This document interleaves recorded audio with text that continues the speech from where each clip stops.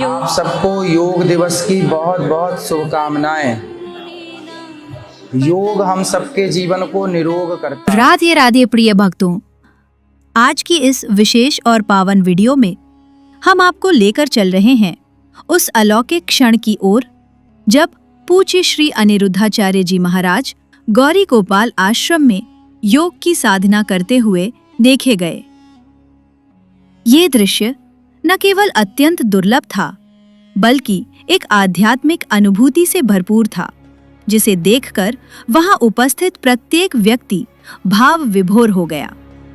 गौरी गोपाल आश्रम की वो शांत और आध्यात्मिक ऊर्जा से भरपूर सुबह कुछ विशेष थी। सूर्य की हल्की किरणें जब आश्रम के प्रांगण में फैली तो एक अलौकिक वातावरण निर्मित हो गया था। उसी पवित्र क्षण में अनिरुद्धाचार्य जी महाराज साधक रूप में वहां उपस्थित हुए और योग की स्थिति में ध्यानमग्न हो गए। उन्होंने जिस सहजता और गहराई से योग किया वो साधारण योगाभ्यास नहीं था, बल्कि एक जीवंत उदाहरण था कि कैसे कोई महापुरुष अपने जीवन में आत्मा अनुशासन और ध्यान को सर्वोपरि स्थान देता है। महाराज जी का योग केवल शरीर को लचीला बनाने की क्रिया नहीं थी, बल्कि वो एक भीतर की यात्रा थी, आत्मा से परमात्मा की ओर।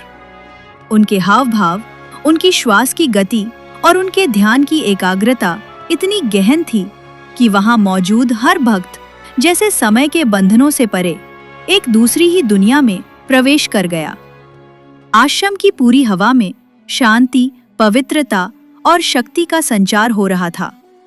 न कोई शोर, न कोई व्यवधान, सिर्फ प्रभु के नाम में लीन एक महान संत जो योग के माध्यम से अपने भीतर के ब्रह्म से एकाकार हो रहे थे। ये दृश्य केवल योग का नहीं, जीवन के संतुलन का, साधना का और समर्पण का संदेश था। महाराज जी का मानना है कि शरीर, मन और आत्मा को एक सूत्र में बांधने का श्रेष्ठ माध्यम योग ही है। वे केवल कथा मंच पर प्रवचन नहीं देते, बल्कि अपने आचरण, दिनचर्या और साधना से ये सिद्ध करते हैं कि एक संत का जीवन केवल शब्दों से नहीं, कर्मों से बड़ा होता है। गौरी गोपाल आश्रम में वो सुबह साधारण नहीं थी।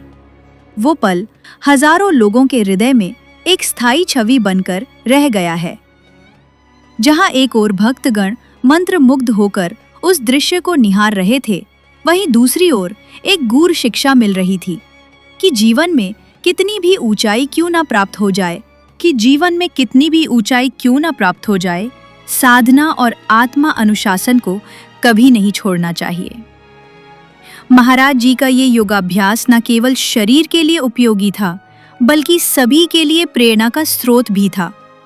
उन्होंने ये दिखा दिया कि अध्यात्म केवल मंच पर बोलने की चीज नहीं है, वे जीने की विद्या है। और जब कोई संत स्वयं उसे जीता है, तभी उसके शब्दों में शक्ति और अनुभव झलकता है। तो अगर आप भी इस दिव्य क्षण को हृदय में अनुभव करना चाहते हैं, इस वीडियो को अंत तक देखें, इसे अपने मित्रों तक पहुंचाएं और हमारे चैनल को जरूर सब्सक्राइब करें। राधे राधे।